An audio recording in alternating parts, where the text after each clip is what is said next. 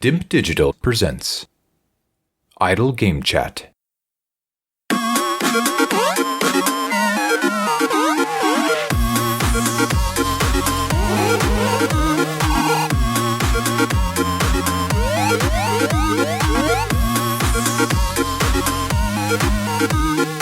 Hello, Apps here from Dimp Digital. Welcome to Idle Game Chat.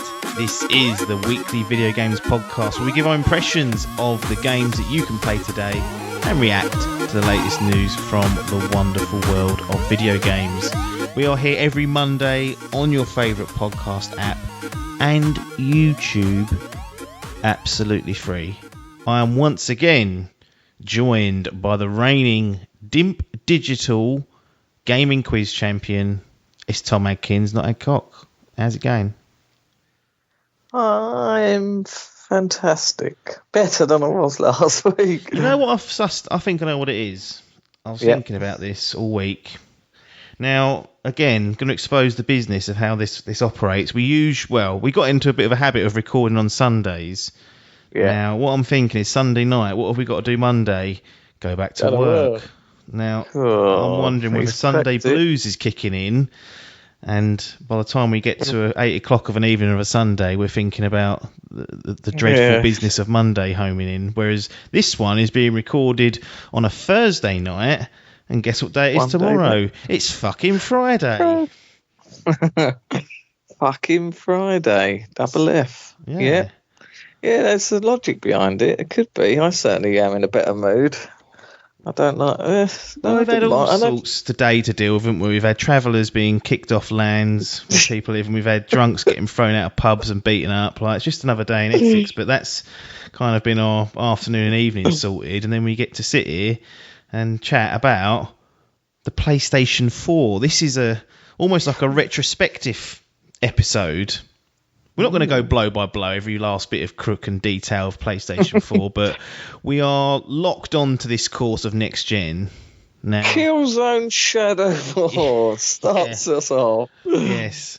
It could. I mean, I have seen podcasts doing that, and I think I ain't got the memory to do that. I think, it's half the stuff we probably haven't even played, but this is more of a just a chance to just reflect on where we currently are and where we've been, and chat about a little bit about the PlayStation. Actually, when I was going through it, and I don't even know if I've captured everything, like thinking about all the things that have come out along with the PlayStation, quite a lot of stuff that probably people forgot about or haven't used or whatever. So we'll run through that lightly, but we'll try and get quickly towards some games. We've got some of our favourite games of the PlayStation 4, platform specific, that we want to talk about. Now, things have got a little bit murky in that space because now even Sony have started putting games on PC of the likes of Horizon and Death Stranding, but those sort of games we feel like a fair game for this sort of PlayStation look back. They were published by Sony Interactive Entertainment. They're sort of seen as first parties. So we're going to look at games that were published on the PS4 platform as an exclusive, either initially or for its lifetime.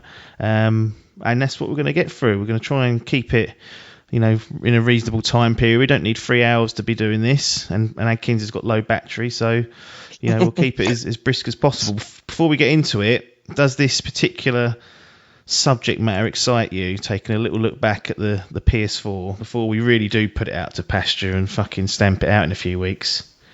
To me? Yeah, you excited? That's what I just asked, mate. He's zoned out, this one. I thought you was going to go into plugging the Patreon then, so I was just going to let you do it. But no, it does excite me, yes. Yeah, I'm quite excited. I mean, it's weird because I sort of feel like I have an allegiance with PlayStation. I feel, especially in the Dimp realm, I feel I'm your PlayStation guy. Yep. And then I'd say another member is also your Xbox guy, even though I've had both. Who's the Xbox guy? Sergeant Hall. Yep, correct. So he's Mr. Xbox. He's blood runs green. Your blood runs blue. And mine, blue blood. What's green and blue mixed together? Yellow? Piss yellow, is it? Yellow bastard. That's me. Yellow boots in the middle. Piss yellow. So, it is. I mean, all of my favourite games seem to be the PlayStation exclusives. Certainly my favourite. So, yeah, it's good. It's been a great generation. Certainly enjoyed it a lot more than the PS3. I was quite late to the PS3 and literally only dabbled in exclusives. Yes, same here. So I think I even only had about 10 games on the PS3, I think. I never even owned one, just borrowed it. I bought a games, Japanese one second hand. Christ. I don't know how I ended up with that. Some bloke at Lloyd's flogged it to me for 150 quid. He can't be probably trusted. off the back of a lorry. Is it new? No, it was. I can't remember when I bought it. It was a few years after it was announced. It was that big fucking George Foreman grill one. Yeah, big boss. Wasn't that the backwards compatible one? Yeah, but mine was Japanese, so you couldn't play anything on it. Well, you could. You just had to get the region 3 games. That was it. Yeah. Oh god. Yeah. Well, good. That's mad, isn't it? That the generation before the PS4, region locking was like a major thing for like games. Now it's like completely open, and it's a big deal when both the console manufacturers finally yielded to that tut. But I mean, even that seems like a given nowadays. But that weren't the case. Yeah, that weren't the case. No. So I was late.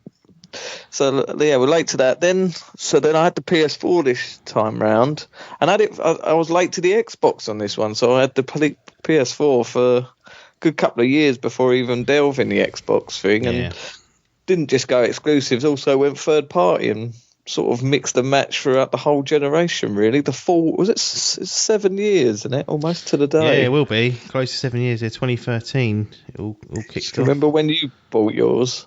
Infamous day. Yep, in March 2014. I think it's 29th. Got it in my head somewhere. Yeah, that was because I was waiting for. To be honest, I was waiting for an exclusive on either side to make me buy the console, and Killzone weren't doing it for me.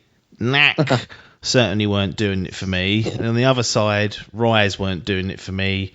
I think there may have been a couple of others, but they just weren't. It wasn't like that big kind of exclusive game. And then people are moaning about the current gen coming up or the new one coming up, and it's like, well, Demon Souls, in reality, the pedigree of that's likely to be better than any of that we got in 2013. Like that one game is likely to blow others away. So that's certainly better than, I would say, Knack easily. So we're not getting that badly shunned over this gen. But yeah, I was just waiting for some sort of exclusive. And Infamous, I'd missed Infamous 1 and 2. That's one of the series that I'd love to play on PlayStation, but because of this fucking backwards compatibility malarkey not working on PS3, there are games trapped in that kind of limbo. But Infamous Second Son, because it was a new character and whatnot, it wasn't Infamous 3, I kind of felt like that's a good place to kind of jump in, and that was my way of doing it. But yeah, that's how. Same day as Metal Gear as well, wasn't it? Metal Gear. Oh yeah, Ground Zeroes. That was the thing. I was waiting for that. Yes. But again, that was all available on 360 and PS3. Yeah, it was a cross-gen multi-plat. That's it. For the first time, wasn't it? That's the call out. Infamous Second Son was not cross-gen. I think I was waiting for that specific sort of scenario to pop up, and you sort of feel like you're getting the true experience then, even like with this current gen, we got Creed Valhalla coming up, but you're still like, well, is that being dumbed down to help the old boys? Yeah. Next year's Creed will be the one to get. Well, I remember the Creed from this fucking generation being Unity. What a fucking disaster that was. When the Black Flag day one. Black Flag, was day one. But I played it on the 360. Yeah. I was gonna say, I think I always meant to go back and play it on like current gen as we know now, because it looked like quite a nice upgrade. I was going to say it was quite good. I was going through them the other day trying to think of which ones were shit and which ones were good, and I quite enjoyed most of them. There's only Unity and 3 that were a bit poor. I sort of quite like the rest of them in their own right. Yeah. Wow. There we go. But digress. Patreon.com/idle game chat. You can go there to support the show financially, and in pocket if you wish to do so. If not, don't worry, just listen to the end. How about we start there? How about we start with you listening to the end of this, then you go and spend your money when you realise how good it is. So PS4, November 29th, 2013 is when we got it on these shores. Yeah. Back in the day when they used to call us the Power Region. $349.99, 350 UK pounds for us, which sounds nice and cheap these days in comparison to what's happening. But we had a little talk there about kind of where we were. Why didn't you jump in? Because we've both jumped in with 2 feet this sort of new gen. I really have. Back in 2013, we were both sort of holding off. I know you had a nice PC at the time, so maybe exactly. That was the reason why I told Elbra. I said, "Look, I ain't getting none of these new consoles. I'm not interested. I'm going full Master Race. I've got to spend this money. Yep. I spent about 800 on my PC, which was, it's fairly decent for its time. There was no such thing as 4K back then. No. That was an invention to be made. It was literally maybe 1440p was knocking about. I don't know, but certainly 4K wasn't a thing. So I was like, no, I ain't getting involved in these consoles. They're toot. I'm gonna go full Master Race. I went full Master Race for about a year. Carried it on in the background, and then all these exclusives started coming out. Infamous, and then I wanted to play the Metal Gear games. I don't know why. I've just felt an allegiance to play them on PlayStation. It didn't feel right getting it on PC. Yeah, I actually remember when I think they showed Phantom Pain on one of the E3s on the Xbox sort of stage, and I remember sitting there thinking, "Cool, this don't feel right." Seeing this come out, but then Kojima made it up to the PlayStation fans by giving them some exclusive Sky. I don't know if you remember this. There was like the PlayStation 4 and PlayStation 3 versions initially had like a more detailed Skybox or something. Oh, really? Yeah. I remember there being a video about it, and I was like, "Good lord!" But yeah, I mean the package there. I mean that's to me a 350. Like, I didn't jump on it, but I certainly had earmarked it. I think I tried to get one December time. Or maybe early January, because it may have been early January. Basically, this deal come up and it was like 350 with about 4 games, and I was like, "Cool, I'll get that." It was on base.com. I might have been the Hut. Anyway, I put the order in. I remember I was in Edinburgh a weekend away.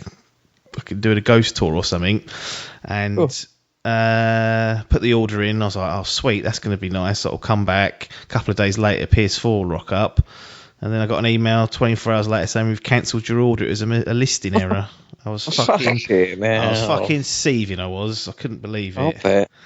But I had to wait until Infamous came out, and that was sort of D-Day. Is that what it was? That put you off, was it, after that? No, it didn't put me off. It's just that I was waiting for Infamous anyway, but then because this offer come up with the 4 games and the price, I was like, it seems like too good an opportunity sort of to turn down.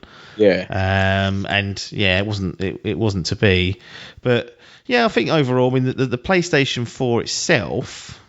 I mean, what do you make of the machine? I know we've had a Pro sort of introduced, which we'll talk about in a bit. I remember it being loud. I'm just going to go straight into the negative side of it.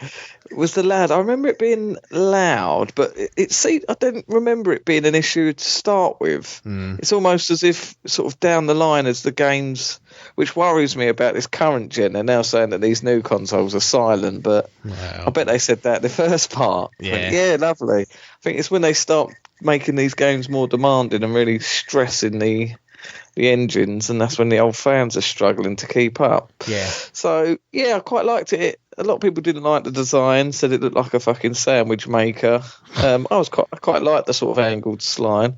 Sort of weird now because I've had a Pro for almost about 3-4 years now. Yeah. So I've sort of forgotten what the original one. It's just a 2-tier, and it probably looks well slim compared to and also that glossy side. That's right. Yeah, I didn't like that. That's a scratch magnet, isn't it? So exactly. Yeah, but yeah, in the design of it, I quite liked it. It used to annoy me that it didn't have a 4K Blu-ray player on it, so I had to use that. My Xbox was there. That was one thing. But yeah, other than that, I saw the UI was pretty good. Yeah, really only the noise that sort of did it for me, but that was later on in the generation. I don't remember it being an issue Well, certainly not as to what it is now. No. With games where you're having to wear fucking headphones to listen to the game. I certainly didn't have that sort of problem for the first few years. No. What did you make of the controller? Because we had this touchpad, and then this cool, yeah, that was this new, big button in the middle as well, which was kind of like the replacement for the start button. Start and select gone. And then we also had this fucking light bar that you couldn't turn off, and you could see the reflection in the telly. Yeah. See, now, I'm trying to think. I didn't delve in any of the little gimmicky things you get. What was that? I think there's going to be one on the new one there. What's that game where there's like something living in your controller?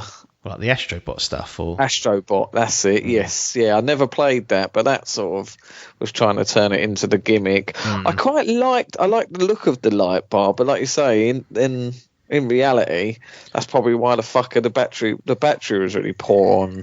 It still is on the controller. I always played mine plugged in to the.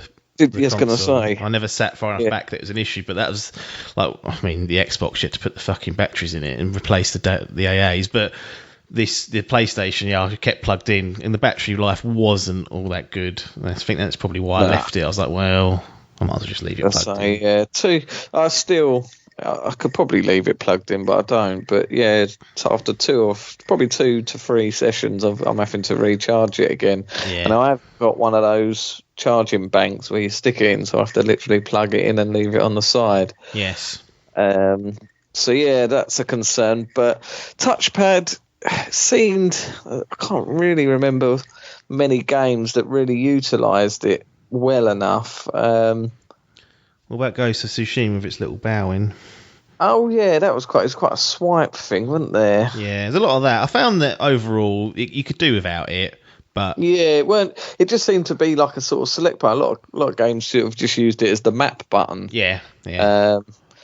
Then what was it? I remember Infamous. There was like they could turn the controller into like a spray can. You turn the controller on its side and then like hold it like a spray can, and then you shake it and you go, and then you can start spray using the gyro and stuff. So it is in some. I mean, again, not going to take a game to sort of Hall of Fame standards of that level of added tech, but it was a nice addition of it being made use in some cases, and in most cases it was only the Sony PlayStation exclusive games that used it. But when you did come across something reasonably fun, it was like, oh yeah, this is nice, but not going to miss it if it wasn't there, I guess is the best way to describe it. No. I mean, overall, I think the console itself was a nice design, nice and small. And I actually really hated the DualShock 3 on the PS3. I fucking felt like I could just crush that out of my hands, whereas I liked the PS4. It felt like it was a bit more robust. Yeah, I know Biff had some problems. The rubber kept coming off his analog stick. I think he went through about 4 controllers, but you know. Now got it in my hands. The PS4 Pro had a slightly different. You had like a little light in the front in the touch bar, didn't you? Remember that? Yes. Yeah. Then you've got that sort of like grippy feeling. Yeah, it's not a bad controller, I don't think. I'm trying to think what I think I do prefer it. Do I prefer it to the Xbox controller? It's all based on that the parallel analogs. Some people hate it.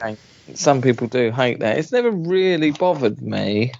I sort of seem to have got accustomed to both, to be honest. Yeah, it doesn't bother me either. Like I can do with or without it. It doesn't. I seem to not. The mic on it as well. That's another thing. There's quite a few games where you got something. It used to fucking freak me out. I didn't know where the voices were coming from. Oh yeah, there's some. I remember some good implementations of that, like Alien Isolation for one.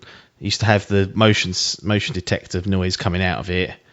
But I remember sometimes it being annoying. Like when I played GTA, the phone chatter would come out of it. I'm sure for a while there wasn't a way to regulate the noise, and it used to be so. I'd have headphones on, then that would be fucking blaring out 1:30 in the morning. I'd be like, Jesus, shut up, Lester, you cunt. That was weird. I'm doing another bloody heist with you. Done enough of it, mate. Options and the share button. Yeah, the share feature, good for doing. I suppose you must have used it a lot more than me. My bit of screen used to take a lot of photo mode pictures, but wasn't really a video man myself. Yeah, no, I did. To be honest, I used the video capture in the early days, especially. I mean, it would only capture, I think, in 720p, and I think it's still the case now. So it wasn't the best quality, but it was handy because it would do 15 minutes, which is a fair old chunk. So if I was cutting together like a video review, I could almost do one little playthrough where I'd go through like the main loop in like 7 minutes plus some extras, hit the share button, save it, and I'd have my footage that I could just sort of cut up and put together. So it was definitely handy, and in comparison to the Xbox, far easier to get video off of, and then eventually upgraded to a capture card, which solves a lot of problems but creates others that people don't think about. But yeah, I mean, that was nice to have, and being able to sort of stream from the console straight to Twitch. I dabbled with that for a while using that PlayStation camera. That was good in the early days, and overall it had enough features there. It ran reasonably nice, and if we look at on the power front and we look at Digital Foundry, the third parties were all pretty much running better on the PS4. Yeah, we've seen gaps between sort of, normally it was like resolution like 900p versus 1080p, not really going to notice, but at that point I started to sort of want to get a full HD TV that was full 1080p, because for a long time I had like a 1080i fucking resolution, which was like almost HD. Once you start investing in display units, you want the console to kind of show you what it's capable of. So the PS4 on that front as well just seemed to dominate in those early years, and it was a no-brainer really to have that and have it for the third parties, and it was a machine where you weren't really missing a lot if you had that. I'm gonna run through some not landmarks but little bits and pieces, little tidbits. March 7th, 2015, PlayStation Now launches. Cool. Streaming service, which has now it's sort of morphed into, it's still got the streaming for like PlayStation 3 and PS2 games, but now you can also download games. So it's almost like a hybrid, not nowhere near on the level of Game Pass, but you can still download PS4 and presumably in the future PS5 games. But it's a little side service they've come up with. Did you ever dabble with PS Now and play through the streaming service? Because I did have a trial for it and had a few goes at it. Yeah. I never did with PS Now. No, it started off as a streaming, didn't it? That's right. That's it. I just remember thinking back then I didn't even have bloody fibre internet. I mean, I'm struggling to get 50 meg now. So back then I reckon I'd have been on about 11 or 12. Probably ain't far off that now. But so I just remember thinking, not a chance. I think even when it first came out, there was like a tester you could do. That's it, just to see if it was. I think I tried that. And it was like, not a chance came up on the screen. No chance. So, no chance. That was even days. That was before Netflix was a thing. Yes, yeah. I did use it, and I played Ico through that. Cool. Shadow of the Colossus through that. Them frames on that stream. And the last one was Beyond. Was it Beyond Two Souls? The yes, the one Dreams with that, one. Yes, Defoe's in it, and not Ellie, but the one who thought she was Ellie. Yeah, Ellen Page. That's it. Yeah. I played through those 3 games on that service, and to be honest, like, it wasn't that bad. There was definitely times when it disconnected a few times, like, from each of the games, but generally for those games I kind of got away with it, especially with Beyond, because there's not really a lot of like fast twitch required. I was reasonably impressed, but I would never in a million years pay for it. I thought as a streaming service on its own. I thought no. Can you remember how much you did pay? Or was it a trial? No, it was a trial. It was like a 30-day trial, and that gave me that's when I kind of smashed those 3 games out. I kind of got through one a week, and I was like, you know what, I don't need to play anything else, and there's no point in me keeping it. I actually do have a membership now, just because it was on offer on, I think it was on Shop2 for like 25 quid or something for the year. So I was like, you know what, I'll bung that on there. And I haven't used it yet, but there might be a third party game or even a first party game that jumps on there that I can download if I don't own it. But for me now, it's morphed into more of a download service, sort of like akin to the Game Pass. But it seems like they're sort of alluding to that. I don't really know what they're going to do with that PS Plus collection and that. you'd assume that with the success of Game Pass that they're itching to sort of try and just copy them. Yeah, but I don't know how much money Game Pass makes. Yeah, that's true. Yeah. I mean, I'm on it, and I've paid. I think I've got 3 years paid up. I've probably paid about 40 quid for the 3 years overall, because I topped up for a tenner when they done that upgrade. I'd done the full sort of 3 years then. I've only been topping up months. I think they're not making anything off me. No, I suppose it's. Yeah, I don't get how games work. I don't get any of this. Like films, like when a film goes to to the cinema, they get an box office, they get ticket prices, but. Yeah. I don't know, do they get paid for every time you watch the film? And then if that is the case, if I've got to watch the whole film, they get paid, or do I just click on it and that counts as a play? Yeah, I don't know. I think the platforms just pay a set fee and say, we want this from January to March. We'll give you, 10 million, whatever the figure is. And then they go, yep. Or they go, no chance, bring us some more. But, and then they just think, if we put that on our platform now, so like, Rainbow Six has just gone on to thing. Do you think they now get a wave of Rainbow Six players go, right, let's get Game Pass? Yeah, therefore, probably will. And you'll get people, and for Rainbow Six, you'll get people that have got Game Pass and think, oh, I'll try that now. And they wouldn't have played it before. And who knows, they might get sucked into it and buy an operator or two. And then they've got money out of the deal as well. So there's definitely a model there, but I don't know if they'll ever expand PS Now to be that. It feels like they're a bit reluctant to. And to be honest, it's probably not worth a battle worth fighting for, because the exclusives, and we will get to those, are, in comparison, this generation, they've fucking pissed all over Xbox and it ain't even been close. So there's been no need to give away exclusives day one, because the people will become paying for it, and the people will be leaving happy being paid for it. So they don't have to be giving it away. Jim done an interview recently and just sort of said that I don't think we'd ever have day one first party games going onto a streaming service. No. He said no chance, so he shit the bed on that. Yeah, I mean, to be honest, I've got no qualms about paying for a good game. Like, as good as Game Pass is, I like to be able to have the choice to pick and choose. October 16th, 2016, PlayStation VR. Cool. Remember how long it took Biff to buy it? Was it quite a while? I don't think it was.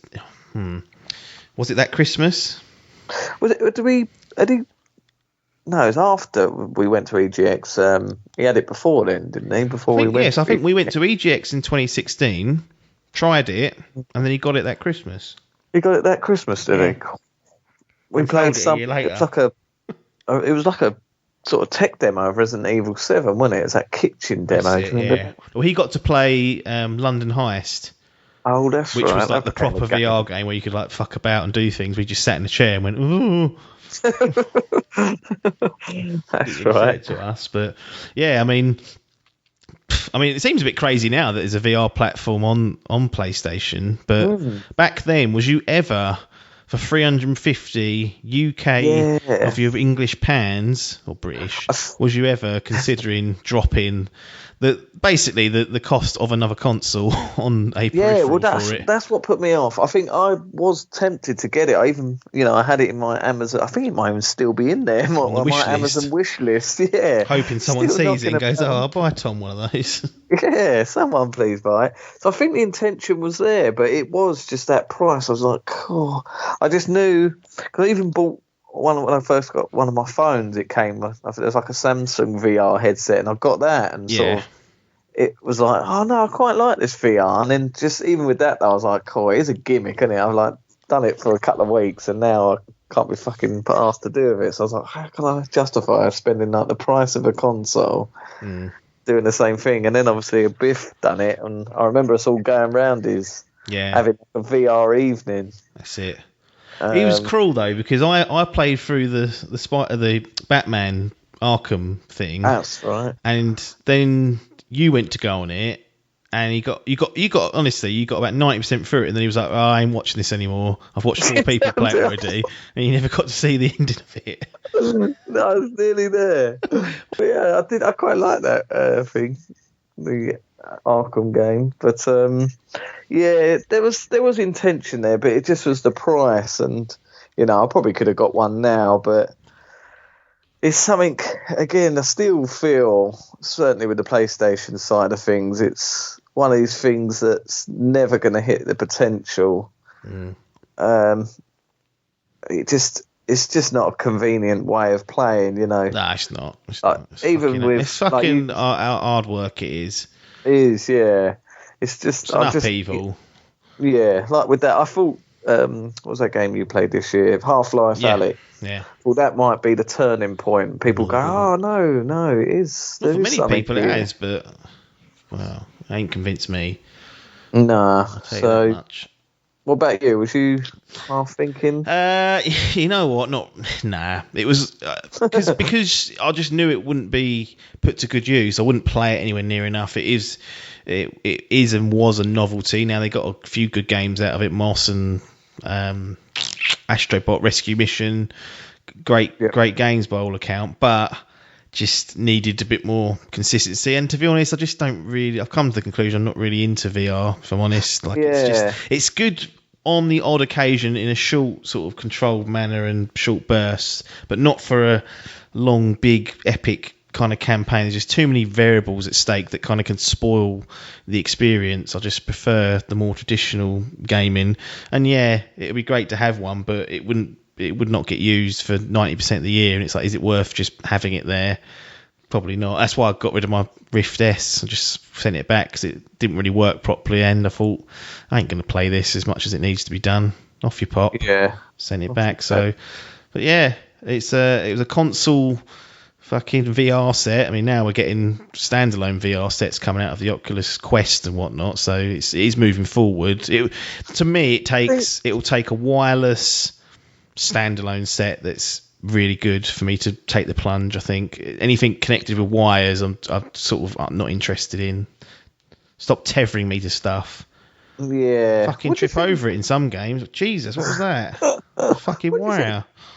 Wires all the way. Yeah, that is the downside. What do you think PlayStation make as of their VR as a whole? Do you think they're I don't know. Success, or I think it's somewhere along the line. Someone's got the idea in their head that this would be like I feel like it's a pet project that kind of just exploded within Sony, and then someone we'll commission that properly. It is bizarre thinking about it that there's the console sitting there with its own VR headset.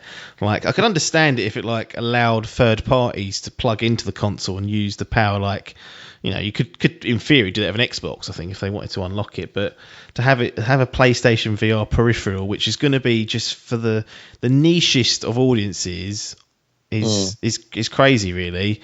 But maybe they wanted to dip into it. Maybe they thought that it was going to really explode and be the next way of playing, which I think it's been proven, at least in this generation cycle, not to be the case. Like, traditional gaming still far exceeds the VR stuff, and the quality of games just aren't to be matched. So maybe it was just a bit of a punt, a bit of a gamble. Be interesting to see what they do with PS5 and a PSVR 2, to be honest, whether that gets done. There's rumours of that working and happening, so definitely. It's always compatible, isn't it? The PSVR. Well, I was reading today that, I think it is, but the games might not be, or some bullshit. I can't remember exactly what it was, but if you've got one, worth checking to make sure it definitely is working.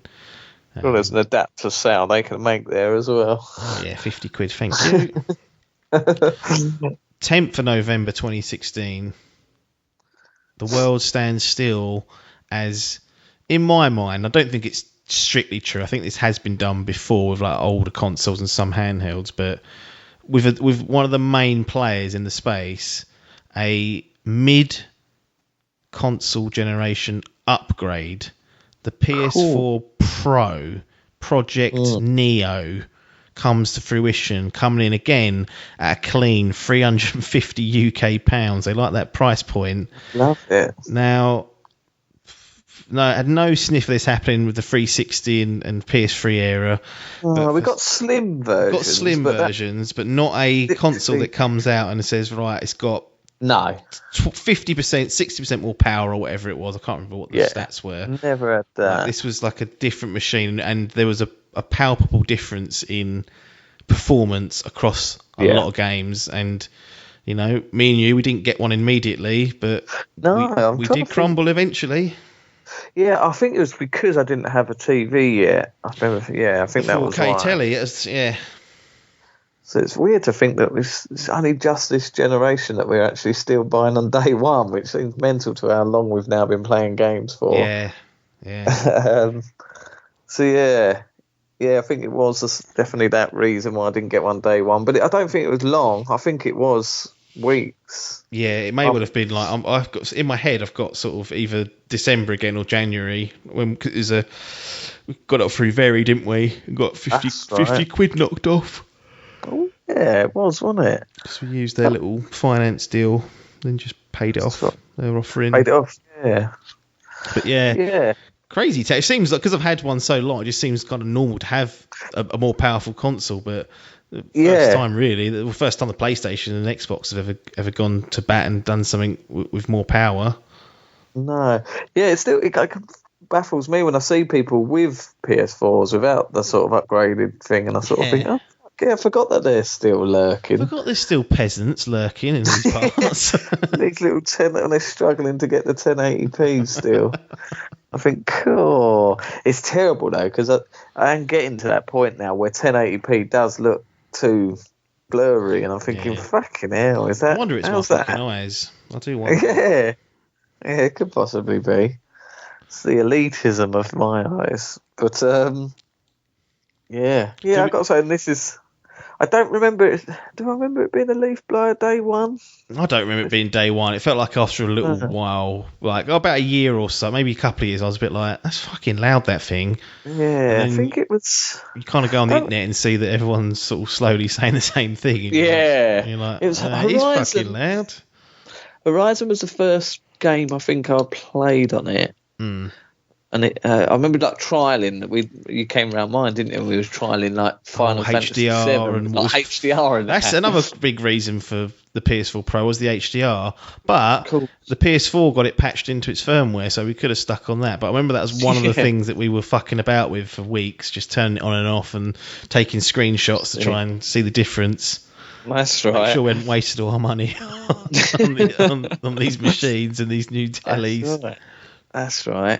Yes, I remember. I think, I played through the whole of Zero Dawn on it. Yeah. I remember thinking, I don't remember that being I think the real proof was something like. I remember certainly God of War, that being a leaf blower. But it must have been games before that sort of went, maybe Uncharted 4, maybe, or something, Metal Gear maybe, I don't know. I'm not sure, but certainly that's when the leaf blower. It's definitely this Pro that's. I think it's something to do because remember they patched in that boost mode. You mean it's that right? I think it's that. That's what really kicks them fans off. I think I did recently try and turn that off to see if it made a difference, but it still was fucking going mental and near nothing. So I think it's just the end of its cycle now, and it's just leaf blower. But it's a universal problem. But yeah, again, they're not really much different in terms of outside. We've got a second tier, got an extra sandwich on top of it. I mean, how did you feel about in hindsight now that we're right at the end? How do you feel about a mid-session or mid-generation fucking upgrade where we got our upheaval, get rid of the old one, or you keep yours, but I think I sold mine. I did sell mine and buy. I sold mine as well. Oh, you sold yours as well. Fair enough. But we've still got to do that. We've got to do the upheaval of getting rid of it, trading it, or whatever, and then get a new one just to try and keep up with the Joneses. Yeah, that's right. Yeah, and I'm thinking, I'm sitting there saying it's not so bad because we didn't get one day one, but I suppose it should be worse in that case because we were late to the party and then had a shorter time before we got the second one. That's true, yeah. So, what year was it? 16 it came 2016, out. so it had a 4-year stint. Cool. So the 4-year stint, and we got one, it was a year late, so we only had it for 3 years and then upgraded. So I suppose because we didn't have no clue of it, it'd be... See, I'm assuming they're going to do the same again. That's what I was going to ask you. Do you think, well... See, I see the use case with the Pro and the Series X, 1X, fucking names, because of 4K sort of becoming popular. I don't, because the Series X, the PS5, for all intents and purposes, seem to be doing a decent enough job at 4K. It looks like it's going to be, for most games, 4K 60 or 4K 30 with ray tracing. That seems to be taking a real sting, so this 120 hertz business ain't going to be happening at 4K if you want that ray tracing on. So I think there's going to be some creative decisions made by the developers on what to target, and the PlayStation games, generally cinematic sort of showpieces, they go for lower frames and higher fidelity. So I can see those games targeting the 30 range. But there was obviously a reasonably big shift and uptake in 4K displays. It's still not penetrated the market that hard. I still think over half the tellies that are around aren't 4K, or at least out of the market. But it felt like they wanted to try and harness that new technology for the enthusiasts that wanted to do it. I don't know if we're going to get that this generation. I don't see 8K becoming 8K. No, it's out there at the minute, but you look at the TVs, they're like $5,000. So I can't see in 3 years there'll be. I ain't seen one cheaper than $9,000. Fucking hell, that's insane. The only thing I do think with the PS5 exclusively is a slim version, because of how many comments people have said about how big this PS5 is. So maybe down the line, if we get a slimmer one, don't know. But then again, are they just? That's the only potential I can see, but it'd be interesting to see. I do wonder whether there will be another one. It just won't be, because obviously, once you've got 4K, look at frames, it's going to have to be, this can do 4K 60 to 120 consistently, but then I don't know. It doesn't feel like it's as easy a sell. Whereas the easy sell for One X and Pro was put these on a 4K machine. Display with HDR, which you have on PS4, but we won't tell you about, and you'll notice a big difference. And I think in most cases we kind of did notice that. So I don't know. It'd be interesting. To see where we are in 3 years, and see if we're talking about a PS5 Pro. I'd probably they didn't do any slims, did they? What, of the Pro? No, of the PlayStation 4 or anything, because I know there was the Xbox One S, wasn't there? They done like I think they just did a non-glossed version of it. They took away the glossy side of the PS4 original, and it was just a flat matted one. You can still. I suppose they've done a lot of the like the limited edition ones, the bundle ones, didn't they? With different cases and that. I wonder if that's a thing, or if it is just these little cases with the new one. Again, we'll have to wait and see. Games. Ooh. This is it. This is the one. This is the one. Right. Let's talk about... Let's do Shadow of the Colossus first, because we spoke about it 2 weeks ago. Not more much to say, but it's on our... This is like our PS4 list of games. I asked Adkins to make a list of 5. He did it. I kind of didn't. So there's a list of like 7 or 8 here, and some. We're just going to talk about our favourite games that were considered PlayStation games in quotes and air marks. So Shadow of the Colossus, the remake, we spoke about that a couple of weeks ago. I don't think there's much more to say other than great game. It's proven point again. You've arrived in this generation. It's on this list. Yeah, that's it. Yeah, I think it's a good rule that you go by, that remakes are allowed, not remasters, because then you're getting in line. Like, this is of course, it's 3 generations ago. This game's come out on PS2, really. Yeah. So if you're going to be anal, we can't really talk about it at all. But I just think that the remake is such a worthy opponent. It's just, I know it's still essentially the same game, but it was built from the ground up. Like the fact that it feels the same, it still had to be built there. It wasn't like existing code that was just sprue. It wasn't just a frame upgrade and a resolution upgrade. Like, they've changed and put foliage in. They've made the environments look so much better than what they were before. Not just muddy, barren lands. Like, they've done a lot of work with this. So, I mean, it is technically a remake. Therefore, I allow it in my little tyranny here at Dimp. It's not on that PS collection, because it's a candidate, isn't it? It should be on there. It should be on there, because it should be played by all and loved by all. Silly bastards. Horizon Zero Dawn, brand new IP, Guerrilla Games, Killzone, probably still lurking somewhere, but we had Shadowfall of them, which no one seemed to like, and then they I've come out. still yet to complete that. Well, maybe I'm about halfway through. There you go. You got a few weeks. Jump on it and get it done. But we get this Horizon Zero Dawn, open world, fucking dinosaur robots roaring around, brand new IP. Just great to have something this fresh arrive in what we look at in quite a few games on these lists that pop up. There's lots of sequels on there. This was completely brand new, well designed, the lot, and I enjoyed the fuck out of Horizon Zero Dawn, if I'm honest. It was a sort of surprise, like we obviously got a lot of build up to it and knew what was coming, but Guerrilla couldn't be trusted. Exactly. We didn't know. They've gone from mediocre to average kind of first-person shooters to an open-world RPG, and I was like, how can this really be good? Like, I like the look of it, but how can you deliver this? And they delivered in droves. It was, It was just fun to play. It was an interesting story. It had that sort of PlayStation stamp on it, that big AAA. Yeah. It was just a delight to play, and I'm really looking forward to the next one. Yep, absolutely. A couple of games that I put on here. One, Death Stranding.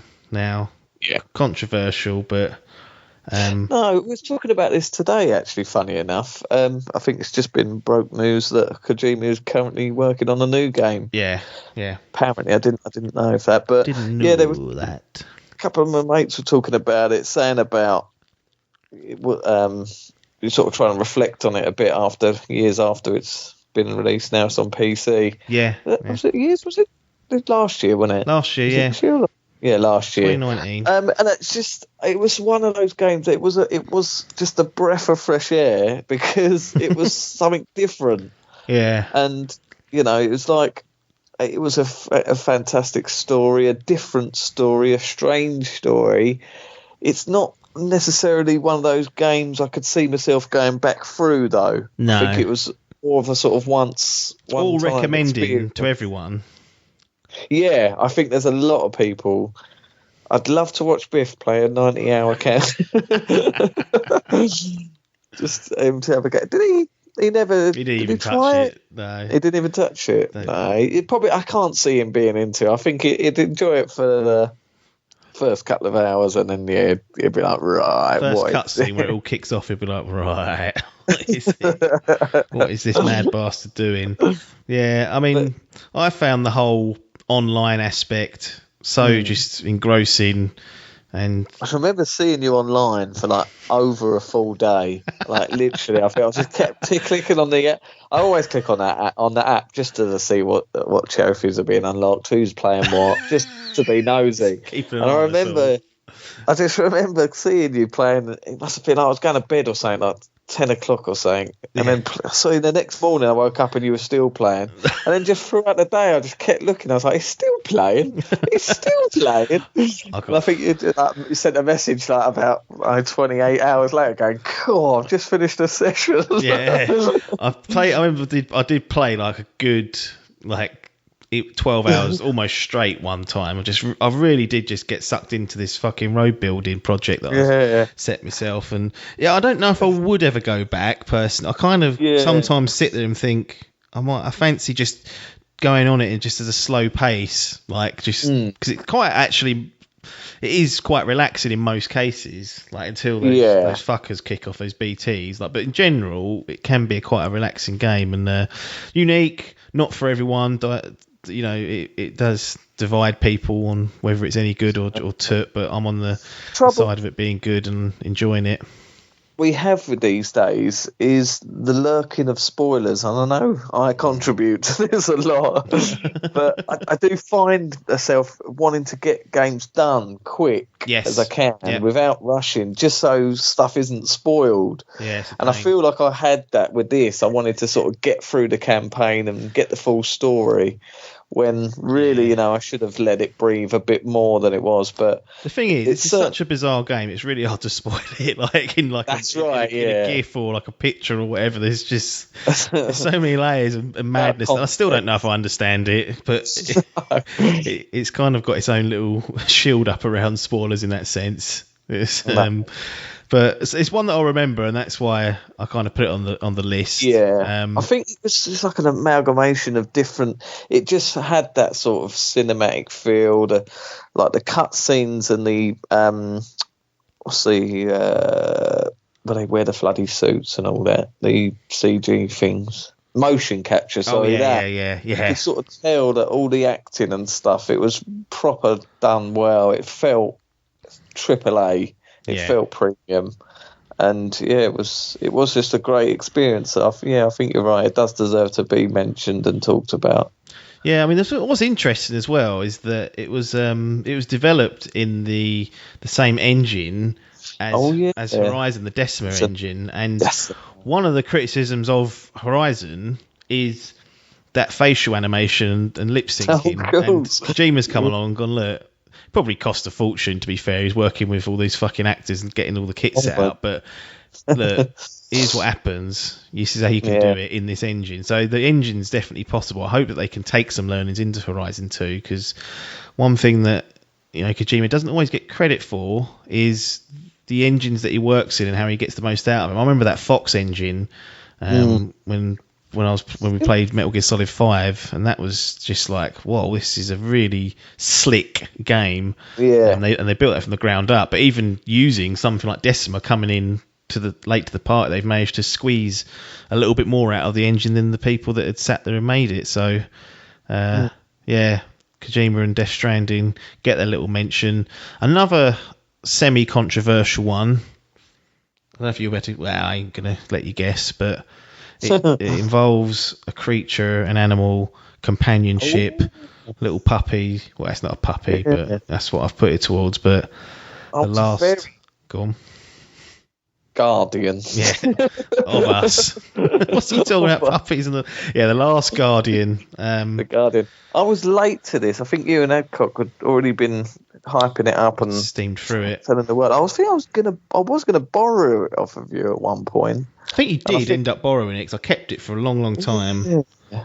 Yes, you did. You wanted to play Ico and Shadow of the Colossus first. That's right. Yes, it was. That was the correct. Yeah, because you'd bought the special edition and had all that big Trico thing. Yeah. You still got that? Or did you get rid of that? Sold him. Stupid. Chucked it in the bin. So and obviously it was. Guys, this was one of those games that was in development for years and years. Went through generations. It was about 10 years. It was supposed to be in development. I think it was. Yeah, it's like PS3, early PS3, and bloody hell. We finally got it, and look, it ain't perfect by any stretch of the imagination, but it was clumsy to play sometimes. Trico was a pain in the backside, but the connection I had with that game and Trico as a character and the story and sort of the minimalist nature of the story, like all those games serve you. There's still that thread of DNA that comes out of Ico into something as great as Shadow of the Colossus, and it's still present in The Last Guardian. It still has that special sauce in there if you can get over some of the audacious bit. But I actually didn't find it difficult to play. I know it's completely a subjective thing because that I've watched people try and play and think, fucking hell, that would really wind me up if Trico was doing that. I love the story, I love the setting, and it was just one of those games that really hit me in the gut, and as I was playing through it, really connected with it. So I got to say I did like it. It didn't hit me as emotionally as it has you, but I did enjoy my experience with it. I was certainly a lot later to the party, a few years down the line. I think I picked it up for about £12, I think, in the end. Cool. It's an absolute steal. Then after going through Ico and Shadow of the Colossus, I then did my Rodney brain and went, I can now play this, even though it's got nothing to do with it, essentially. Same world, some say, but went through my merry way, and maybe I was a bit sort of I probably burnt myself out with these type of games. What's the studio called? It's like Japan Studio. Yeah, well, this one was a bit strange in that it kind of all got stopped because for whatever reason it couldn't work. It was all sorts of. I mean, in hindsight, it shouldn't have come out this game. But it started as like a kind of like a Team Japan game.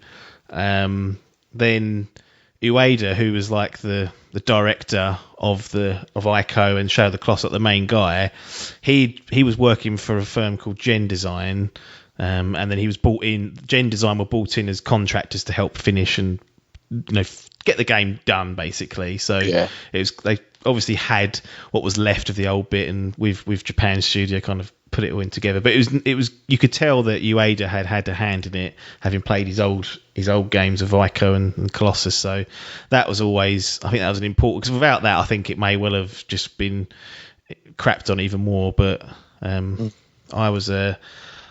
liked it, and it's definitely one of the most realistic kind of animals. I know Trico himself's not a realistic animal because he's got wings, horns, claws. He looks like half bird, half dog, half cat, but just his mannerisms and the way he behaves and whatnot. The fur, I remember the fur, just the way it went in the wind. Yeah, them feathers. Oh, that does look good. It was weird because it had that sort of realistic Trico, and then I can't remember what the little kid was called. Little boy. Did he have a name? But he was sort of almost sort of anime-esque, cartoony. Yeah. So it was a real good stylistically, like I say, and the world was just incredible. I suppose if you've got a PS4, you should be playing these games. Get on them, slops. Uncharted 4. Oh. Now, when you get to the fourth entry of a series, you'll go. Peaked with 3. We've done all this. Like God of War Ascension, was that the fourth one? Yeah, that was. This series is dead in the water. That's gone downhill. Although I liked Ascension, but no, it was very much because they had a few of the PSP games as well, and I think that really bundled onto it. And everyone's like, right, not actually doing much here, are we? But I do think Ascension gets a lot of stick. I've never played it, but I like to just repeat and parrot criticisms of games I've not played. But no, there's a lot, like you say, a lot of games that are like that, and so Ascension is a bit like that. So I agree. I think you would think that of Uncharted 4. What are we doing here? Come on, Naughty Dog. We just had The Last of Us. Why are we going back retreading Nathan Drake's old toot? And well, you take it away, because I know this is one of your favourites. A lovely platinum trophy for his troubles. And lovely track. I think that's what you just said. Right. I think what you said, we've got The Last of Us. What you doing going back to Uncharted? Yeah. And I think that's what Sony thought. Hang on, why don't we now pass over to the creators of The Last of Us and let them do Uncharted? Off you go, Bruce and Neil. Bruce and Neil in your pop. So we have the. I can't remember where she left. Was it on? It seemed that I recalled it was Bad Terms she left on that Amy Hennig. Yeah, I forgot about all that. Yeah, it certainly wasn't. It didn't seem like it went well. No. So we got the trilogy on PS3. Yeah. Brilliant trilogy. And there was always talk of a fourth. And then then obviously all that hoo-ha with Hennig. She left Naughty Dog when I went over to Visceral, I think. Was it Visceral? Or that game got fucking shat on, didn't it? That's it. She went to the Star Wars gang. So they were like, right, well, what's happening here with Uncharted then? So Neil and Straley, I think Straley was on it as well, wasn't he? Yeah, Bruce was there. He's co-directing. Bruce was in.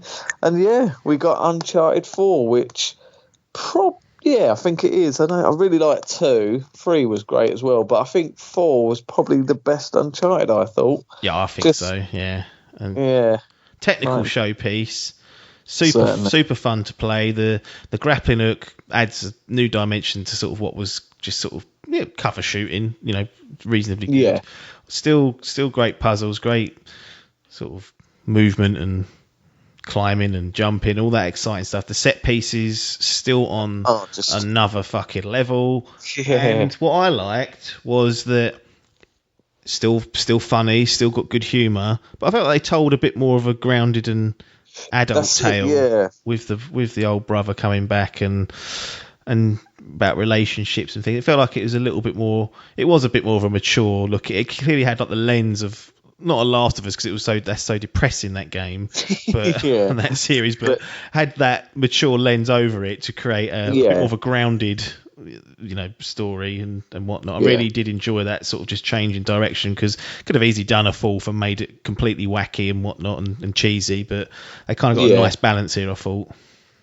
Yeah, definitely. It would have been funny if they would have fucking done a Last of Us 2 and really fucking stirred it up, killed off Nate in the first thing. Really fucking, that would have been hilarious if they'd have done that straight off the bat. But no, I think, taking the reins of a beloved trilogy like that, it must have been daunting. Obviously, with how well they've done The Last of Us, they sort of had that to tail off of. But it must have been daunting to think, fuck, we could fuck this up and people are going to hate this. But yeah, I think they outstandingly done. They sort of overestimated, if anything.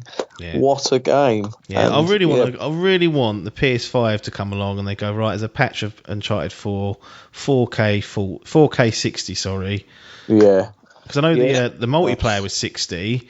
Yes, it was. And that was quite fun. We don't play many multiplayer games these days, certainly in the Dimp realms, but we did have a few sessions. I think there's even some funny recordings out there of Biff trying on a fucking... I had to dig that out somewhere, of him on a fucking grappling hook, and even old Logan was getting involved, and we had a merry old time on that. Yes, yeah. It was certainly a bit of an underrated mode, much like the Last of Us multiplayer was. It was a bit of a bolt-on, but it had its time to be enjoyed, and A Thief's End, Uncharted 4, great. And great series, sort of. That will probably be, it's called A Thief's End, so maybe that's the end of it for that. But we then move on to Kratos, resurrected, God of War. No title, no number, no nothing, just God of War. And you're sitting there watching E3 going, what the fuck are they doing? Yeah, it was one that I wanted it. Like I say, I've always loved the God of War games, played them all, and I did like Ascension, but there was a stoutness to it. I think Barlog didn't have much to do with fucking them. At the drugs by then. He'd had enough. He's gone, right, love, fucking get me some of that Nordic cocaine, and let's really blow the shit. And then there was a couple of years. It was a couple of years layoff. There was always a rumoured God of War 4 they were going to go and back and do, because 3 was really good. I loved 3. You got a remaster of the PS4. Yeah, you got PS4. That's right, yeah. And it had that PS4 exclusive tag on it. It had like the big set pieces, the quick time events, big cinematic bosses, and I always wanted them to make a 4, and there was rumours. And then, we got that reveal, and I still think that was one of the best reveals that we've had at an E3. Yeah. Just, it was that classic setup of you didn't know what was going on. No, everything, not only was what they showed great, but they had it was that big stage with that live orchestra all being shown off, and it all just come together, not just for that game, for other games, but that in particular definitely stood out, and it was like... I was like, Jesus. It was so unexpected as well, because obviously the original God of Wars was all set in Greek mythology. Yes. Yeah. But we had a complete U-turn now of Nordic, I suppose, isn't it? Yeah. Viking-esque. That when that dropped, we were just like, wow. Yeah. Wow. And then, again, you start sitting there thinking, are they going to be able to live it up? And... what happens is they start dropping little things like, God of War's now going to use over-the-shoulder camera. And you're like, hang on, what's happened to this fixed camera to it? And they go, all right, I'll let you off that. And they go, Kratos can't jump. And you go, hang on, what are they doing here? I remember saying this before it came out, saying I think people are going to shit on this because it's too much of a change from the series. I mean, how fucking wrong do you want to get? Cool. And then, it comes out, and then there's this talk, like the reviews started dropping, and I was like, wow. And then they're saying that the whole game's shot in one continuous thing. I was like, fuck me. Yeah. And then just looking at the gameplay, then we got a gameplay trailer of him using the Leviathan axe. We were like, get this in my man. That was it. And fuck me, yeah, the game came out. We played the shit out of it. I think you'd been on holiday, hadn't you? You were late. I missed it, yeah. I did. I don't know if I was getting married that year. I can't remember. But I remember I was away for it coming out. So I had to play it like a few weeks later. And I was like... I was so excited to play it because I'd seen all the reviews, and then you lot had all said, "Yep, confirmed." Like they're not talking shit this time. Like it's not bollocks. Yeah. And I was like, "Oh god, maybe we can cut this wedding short or something." I don't know. Do we need to be out here 10 days? Can we, And then I got my hands on it, and wow, what pound for me, probably the best game. The best video game. It has all the elements of a video game, like really strong story, gameplay that's just so intuitive to play. It's deep, it's challenging, but it's fun. It's so fun just to fucking slaughter through all that, and a nice sort of light bit of puzzle solving, and everything you kind of need from a big 3D AAA third person game. This is pound for pound. If someone said what's a video game and hadn't seen one, I could play God of War. This is like encompasses all the elements. I feel like, other than multiplayer, fuck yeah, don't care. Like for a single player experience, this is about as good as a package can get in my eyes. And possibly in all mediums, I'd probably say this is the best ever reboot of anything. Yeah, it might be. Yeah.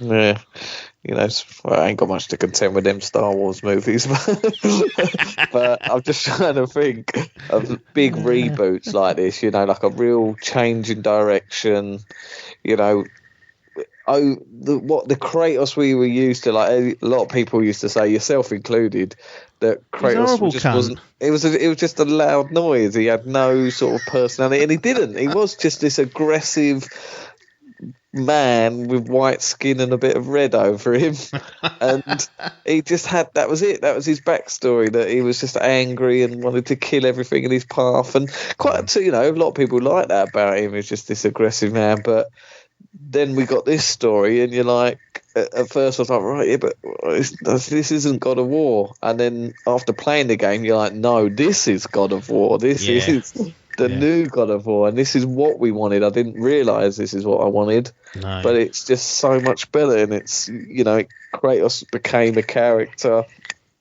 a deep character as well, and it told a story that was needed to be told. Yeah, and it was just incredible. Yeah, absolutely. And then the last sort of pit stop on the top games that we've got on the list. And these are in no particular order, but maybe we'll pick out our favourites, or maybe we'll save it to like another sort of. There is in the background. There's Game of the Generation being worked on, so maybe we'll save the sort of that for that, because some of these may all get nominated, some of them definitely won't, and maybe one of them will win it. But so we'll save any winners till the very sort of end, when we're end of this little series we're doing, which will probably come a bit later in the year, because I kind of want to make sure there's no hangover games in the generation that people want to play. But we've got a good idea of like a solid list at the moment that needs to be whittled down. But Last of Us Part 2, 2020 title. I mean, we've done a full spoiler cast on it. I think we've gushed over it every time. 2-3 hours long. Yeah, it was 2.5 hours long. I needed a fucking piss at the end of that, Jesus. And I was drinking that punk, wasn't I? That 8.5% double punk. Right. Go straight through that stuff, and it knocks your fucking block off. But yeah, Last of Us Part 2, Naughty Dog again, and some say The Last of Us Part 1, the greatest game ever made, doesn't need a sequel, doesn't need it being meddled with. And then Druckmann goes, well, I'm going to meddle with it. I am going to meddle with it, I'll tell you that much, and I won't go any further with it. You're going to get The Last of Us Part 2. It's going to come 2020, and we're going to aim for this to be the PlayStation 4's swan song, and it's going to be visually amazing. The story narrative is something that you're never going to experience before in games, and maybe ever again. Did they deliver on this? Well, they obviously did, because it's at the fucking end of our list, but yeah. Last of Us Part 2. What else should we say about this? I don't know. We've said a lot about it, but yeah, it was just, again, another one, like you said, wasn't sure if it was needed, but boy, was it. And just, it's one of those games that the more I think about it, the more I just sort of think, wow. Yeah. Wow. Just like they went there. And they did it, as cheesy as that sounds. They did, and it's one of those games. Just it does appeal to. I think everyone should play it just to see. If you're not into these type of games, it would be a struggle because this is a lot longer than typically these games are. Yeah. But just this, a lot of people say that gaming is so immersive compared to watching a film or reading a book and stuff, and I think this is the sort of swan song of it, that if you played this game you would feel that connection of how visceral it feels and how cinematic it feels, how the characters seem real and fleshed out, and you kind of understand their motives, and it's not. It's simple, but it's not, because the complexities of what the characters are going through in this game in particular is something that I think a lot of people can relate to, but is a difficult thing to present in a piece of entertainment and get right. And they got it right, which is incredible, really, considering all the different variables that go into a video game experience in terms of you've got to sit there and play it still, and they still manage to weave in this. Probably the best gaming story I've played. I'm trying to think. Exactly. It's games like it's weird. It was such a different experience. I suppose it's not what they were intending to do, but there was this added emotion to playing this game. I felt stressed. I felt anxious to play it. It was stuff like I was just knackered after a session, and it depresses the shit out of you in places that it's stuff you don't get. Like now, when we talk about it, we talk about people going through it. I think, like Biff said, his brother's going to go through it. So just imagine Menzies went through it recently, and just going through it again. But the thought, I'd still need to go through it again just to get the platinum. But just the thought of it, sort of gearing myself up, thinking, right, I've got to go through this sort of emotional roller coaster. It was just something that I've never experienced with playing a game. Obviously, you do get connected to other games, like something like God of War and stuff, but. This really did. I felt like I went through the fucking ringer in this one. Yeah, by the end of it, I was sort of broken, and it was incredible. Yeah, it is more of a.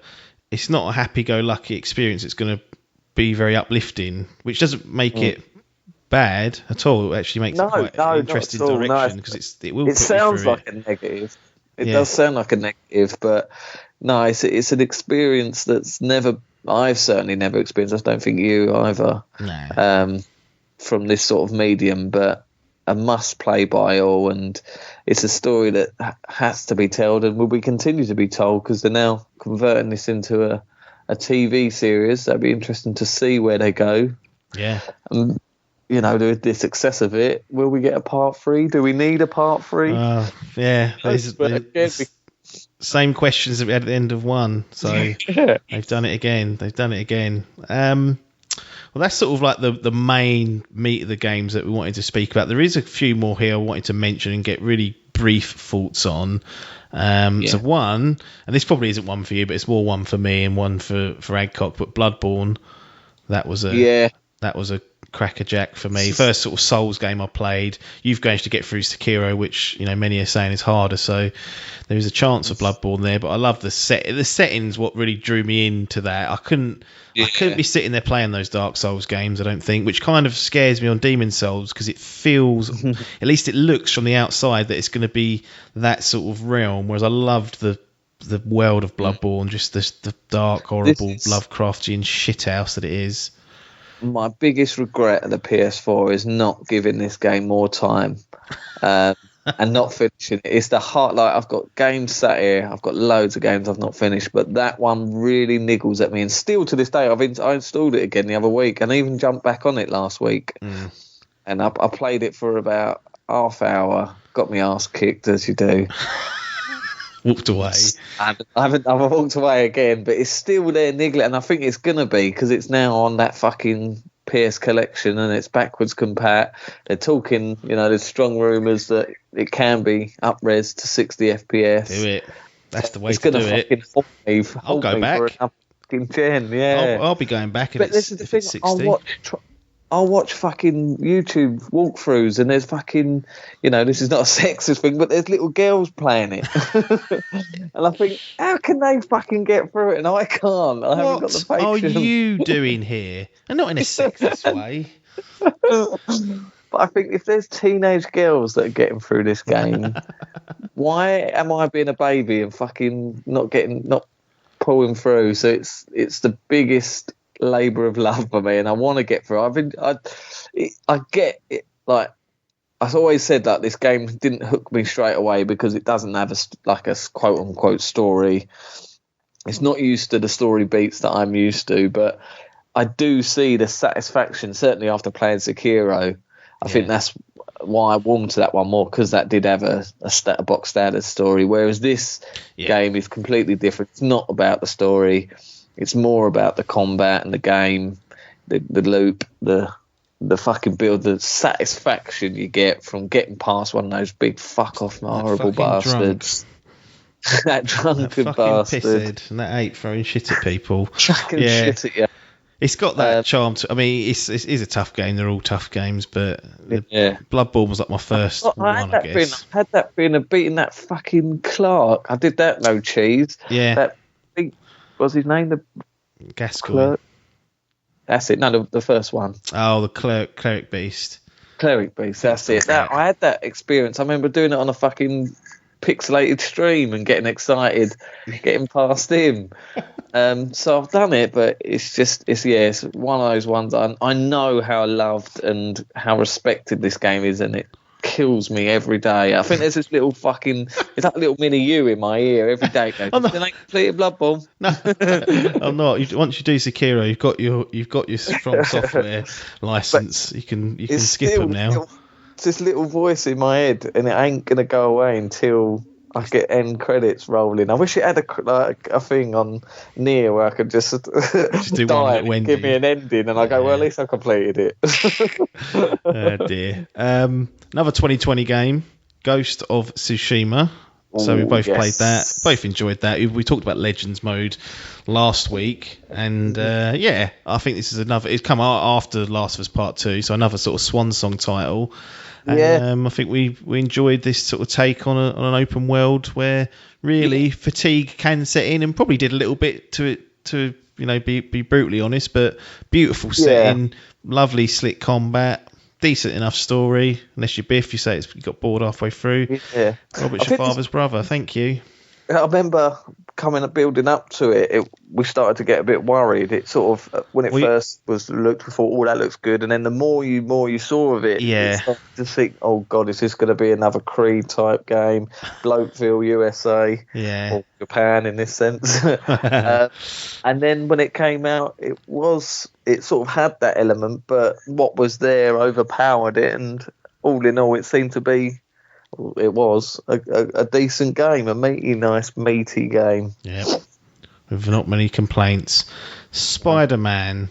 I mean, it's crazy that this is a game that's only on PS4, but I mean, Speddens has been installed. I haven't had a good Spider-Man game in so long. Probably I'm not really a superhero guy, but Spider-Man was always the one. And he's my fave. Insomniac come along, they put a horrible bloody white spider on his suit and go, right, deal with that, and people are already crying before the games come out. And then as soon as you fucking flick that web out and swing through that city, you think, oh, they've got it right. Yeah, they have done it. That was it. It was their little totem, wasn't it? Fucking God of War's got the axe. Last of Us has got lesbians. I don't know. but Spider-Man had this web, and it was just that fluidity of flying through the city. Yep. And it was a great game, a real great game. It was another bloater if you were going for that platinum. Probably one of the easiest platinums to get. It's a little bit time consuming, but a nice easy one. Even you got it. Not that that's a dig. I'm just saying that you don't typically go for platinums. But a great story. It's strange. It's with these type of games like Horizon and stuff. It's a new IP. We've got no expectation. In Spider-Man, we've had visual representation of this so many times. We've got multiple different films with different characters, comic books, TV shows, you name it. We've had so many different variations of Spider-Man. It's hard to do Spider-Man and do Spider-Man good. Yeah. And they managed to do it with this. Yep. Done an excellent job. Now, I don't know if you even spent much time with this game. To be honest, I didn't spend a great deal of time with it. I spent enough, though, to like it. Another 2020 game, I think. Dreams. Ooh. Make your own fucking video game. No, this is one that passed me by. I remember it was that there was an Eve. Was it? No, it was a PSX or was it one of their PlayStation Experience, something like that, where they sort of done the show, but then in between each segment was made like a visual showing of something made inside this game. And I remember thinking that just like, wow, that's incredible. Yeah, it really is. Like, as a tool, it's incredible, and as a game, it's actually quite fun because you've got all these clever people making all these little mini games. That, I don't think. I mean, the people have remade PT in it. They've done all sorts, and really, it's just a shout out to how flexible Dreams is. And if you ever get a chance to get it on the cheap, it's worth just going on there, having it, and then just jumping on and scanning through like the top rated games and just having a quick go on them all. Like, and if you are the creative sort, there's so many tools in here to make something pretty decent if you spend there and take the time. And if you want to collaborate with people, they've got all these communities set up and these tools that you can use to connect with people. And there's people like almost like game jamming within Dreams the game, and they've been talking about, if stuff gets good enough, they help try and get it released one day. Even like, it really is an incredible tool, and it is a video game at the end of the day. It's got its own campaign, but I've never seen anything quite like this on a console, at least, like without a dedicated sort of kit to create a game. You could make the video game of your dreams in Dreams. That's what we'll say. Perfect. Days gone. Oh.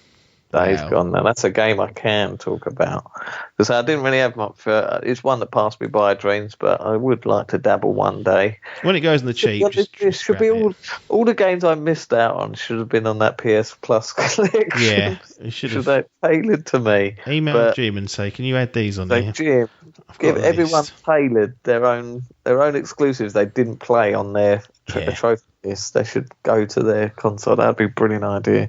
Would never happen, but we can dream. Days gone.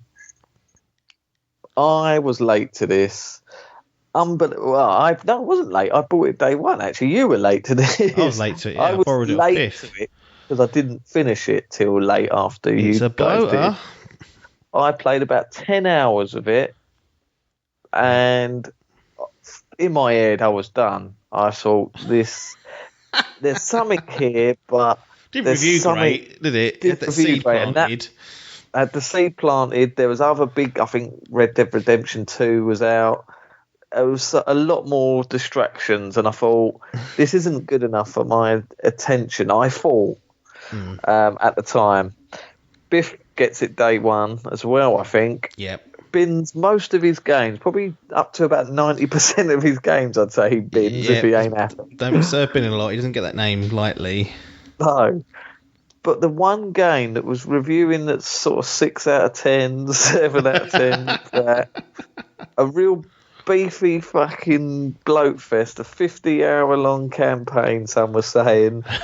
It was. It was a long old game full of monotonous like missions and stuff, and that's the one game that Biff stayed with and got there to the very end. He doesn't finish Ghost of Tsushima, the other open world game, clearly the better of the two, but he gets Days Gone done.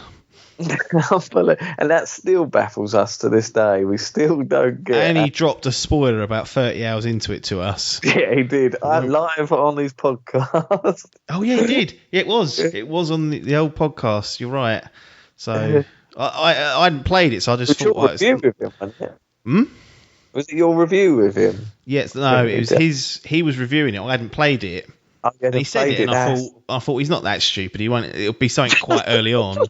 It fucking weren't, and it was like the last third of the game. I was like, "You dickhead!" When I got to it. Yeah, it was, wasn't it? Okay, and then so he done it. Then he lent it to you, didn't he? You went through it. pretty sharpish. Yeah. Steam for it as well. So I thought, right, I'm gonna have to do the dust had settled. Red Dead was done and dusted, but then 90 hours later, it was hard because like, after you've played, you get that lull, didn't we? After God of War and after Red Dead, that sort of defeated. Nothing can be better than this life now. Right. And then I just had this random urge one night to go, no, I'll tell you what I'm going to do. I'm going to go through Days Gone. And boy, golly, I'm glad I went through. It's not perfect. It's not a perfect game. No. But I think it has like a spine that's good. It was good enough for a sort of foundation. Yeah, of franchise. Yeah, I agree. I mean, again, it was a new IP, so another one. We've had Bloodborne, Ghost of Tsushima on these sort of second lower down list, but it's another new IP.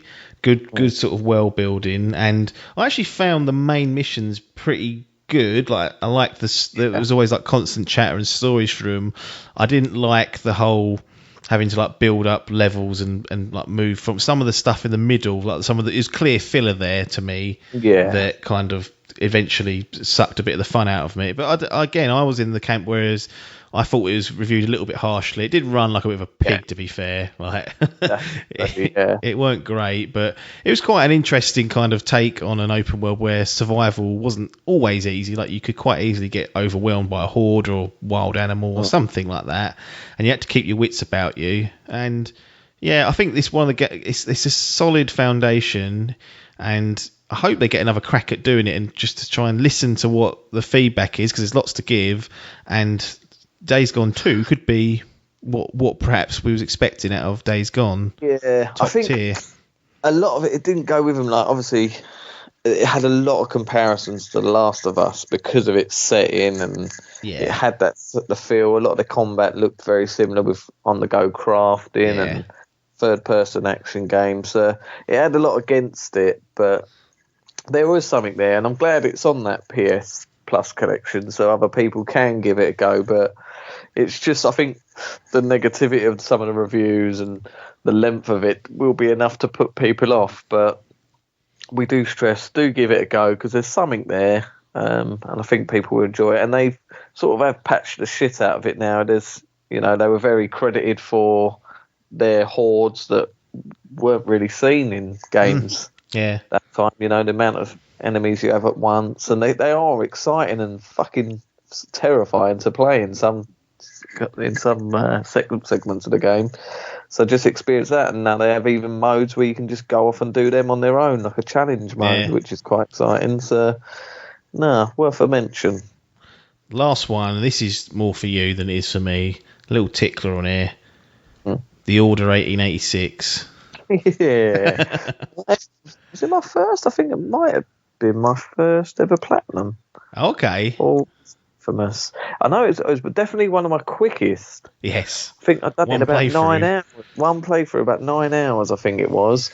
And this is another one, a similar sort of thing to Days Gone. It's sort of, they built like a good foundation for a franchise. I like the setting. It was graphically stunning. I was going to say graphically stunning. I'd like to play it now at the end of the generation to see if it actually is. Yeah, or if that was just us going, cool. Yeah. But it was, a real interesting setting, nice and short. Just a bit sort of, I don't know what was wrong with it. Really, like it lacked a bit of a soul.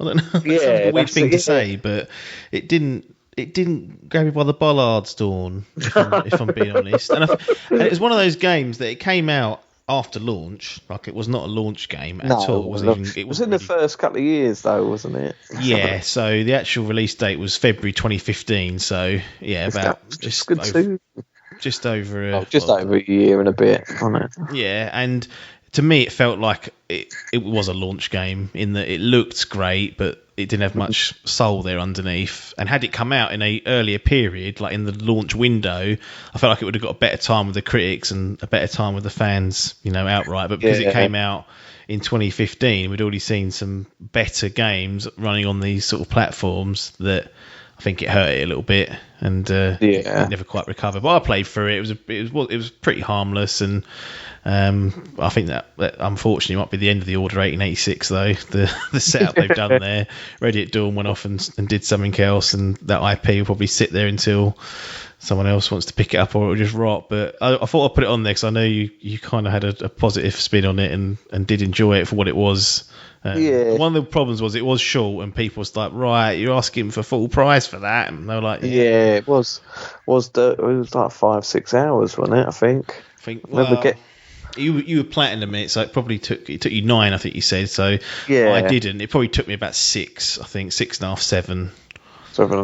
Yeah, the platinum was just going through levels again, so it did extend the thing. But I think even Logan went through it, didn't he? I remember him talking about it. He got scared of that hospital going into the ground, right. The subway, because of werewolves and shit, weren't there? You don't like them scrabblers or those werewolves. Did you ever play it? Don't know. Don't know about Seb. We text him every week now just to get questions for Biff. See if he responds. I doubt he will. Probably wrapped up in bed at this time of night. Biff. Order 9 hours 58 minutes. Fastest ever platinum. So I lied. 10 hours it took me. Yeah, but still, worthy platinum. God. Yeah, it does seem old now when you think about it. Remember, there was a shit stealth segment. That was about it. Yeah, it wasn't great. It definitely had some faux pas in there. I'd never. I thought I'd mention it for you, give you a little bit of scraps towards the end of it. Good. It was an early exclusive because I've sort of played it so early, done and dusted. You don't really think about it. No. Sort of one of those ones that back of the memory box now. So that's PlayStation 4. Some of our favourite games that were kind of seen as PS4 exclusive. We chatted about the hardware as well, and some of the changes that happened, and the PS Nows and the PSVR, then the Pro, all this good stuff. I mean, overall, as a generation, and just looking at it through the PlayStation 4 lens, so you've got your blue blood glasses on, you're sitting there going, let's take a look back since 2013. What have I achieved here? What have I done? You get your golden handshake. What are you going to be thinking when you think about what did the PS4 do for me? The PS4, it was a great generation, to be honest. Yeah. The thing is, it seems, and I suppose it's the way all these generations go, the real fucking quality games always come out the back end. You know, look at the generation before. You start off with Uncharted 1. Yeah. You get Uncharted 2. Like, a lot of people like that more than 3. But 3, you got these cinematic things, and then fucking right before the end, you get The Last of Us. So you're like, sure. Yeah. And it's a similar sort of thing here. But to be fair, there's games throughout. You know, the likes of some other games we haven't mentioned, things like Infamous. Yeah. Then you had a couple. Then you got what else was there? Detroit. There's a couple of games. Yeah, Detroit. The Yakuza games that were exclusives at the time. This generation, I suppose it was. I still was stuck through the whole. I was late getting the gen before, but would have been playing the same amount of time. But I don't know. It must just be because the games are getting better.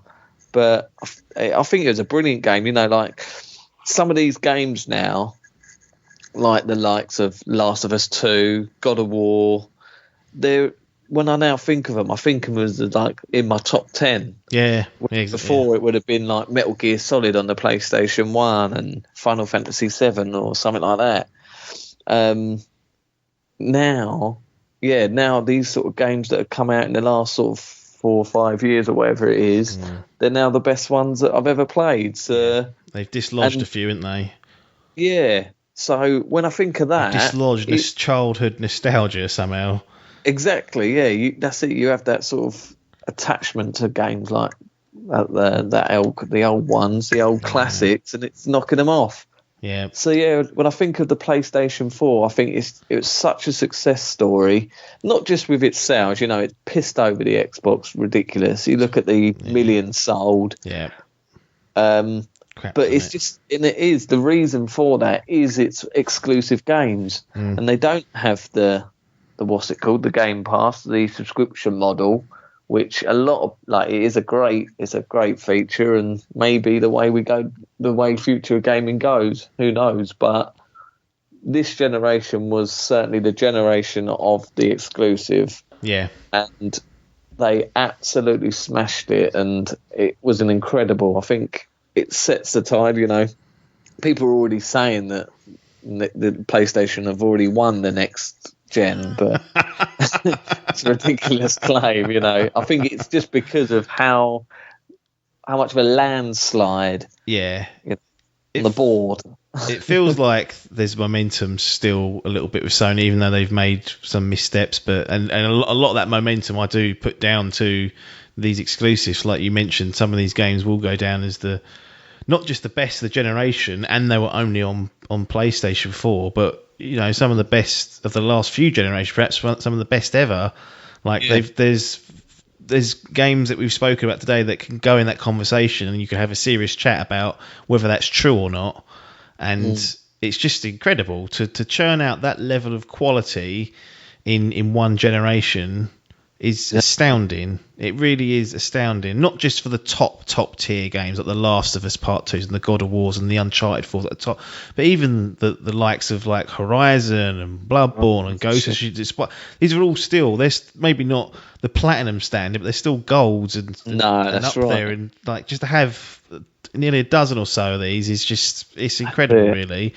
And you don't like to have this sort of this console war, but when you do look at its number one, what's it called, rival and competition, and you're comparing it to the likes of Halo 4, Halo 5, Gears of War 4, Gears of War 5, those sort of games, and it doesn't even come close, you know. Even these ones that are just the Horizons, the Tsushimas, they're night and day better than these games that are coming out, and that's, I think, what's gave it the edge this generation. And I think they can be, you know, it's a success story. Like you said earlier about the PSVR, they've launched that.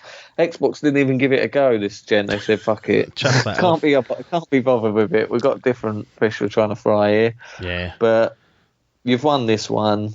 Yeah. Congratulations. And I think it's a success story, an interesting one because it sets so many different.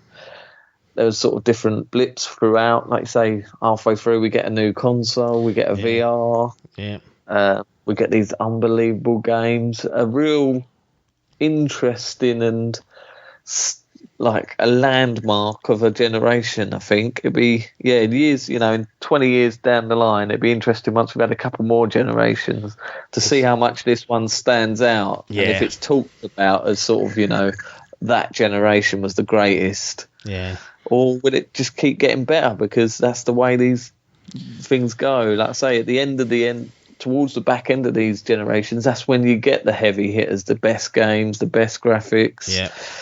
Is it just going to keep continuing? I hope so, because that's why we love games. Yeah, and it's just amazing. Got a response from Biff about the Order 1886, so we will end the podcast on this note. Did you play the Order 1886? Yeah. Awful intro to the PS4. Looked good though. Think we reviewed it. I don't remember doing that. I don't remember. Wow. So there you go. There you go. Biff not pleased with the Order. That's Biff's review of the whole generation. You start off with the Order. Yeah. Tear to it. You end with the Tsushima. Boring old shit. Yeah. We did do a review of the Order 1886, but I think I just go back into that. I reviewed it. I remember that much. Maybe I had him on a podcast for him to talk about it, or maybe I'll try and dig it out and unearth it from somewhere, but it's probably there somewhere. Anyway, look, PlayStation, what a superb generation they had. No real, in my opinion, no real big faux pas. We didn't have any red ring of deaths or yellow lights of shit or whatever they were called in the last generation. Just the lead was the real the leaf blower was a bit of a blower, to be honest, and towards the back end was irritating. But I would sacrifice. I'd have the leaf blower back if we're going to get the likes of God of War and The Last of Us Part 2 getting churned out. So it was nothing a pair of headphones couldn't stop. No, exactly, absolutely not. And I think Sony have done a great job. We will be having a retrospective on Xbox during this sort of little run in the lead up to the generation, so keep an eye out for that in the coming week or weeks. And I think we'll call this one to an end, a nice extended bumper edition to look back at the PS4, some of the great games. And if you've got any games that we didn't mention that were aligned to the PS4 brand, people will be fuming we haven't talked about the last Final Fantasy 4 remake. Yeah, 7. Maybe they will. If you're fuming, fucking get in touch. Twitter at Dimp Digital. Salmon will be on that. He ain't fucking completed it yet. No, exactly.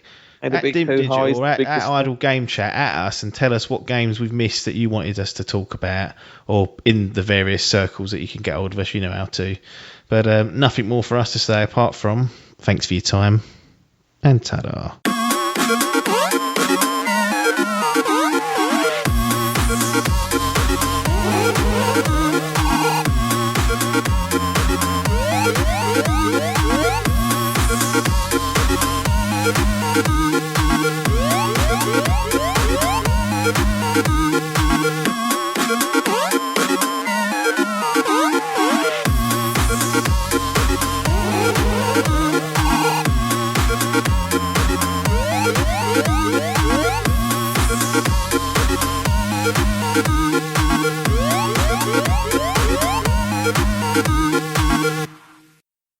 This was a Dimp Digital production.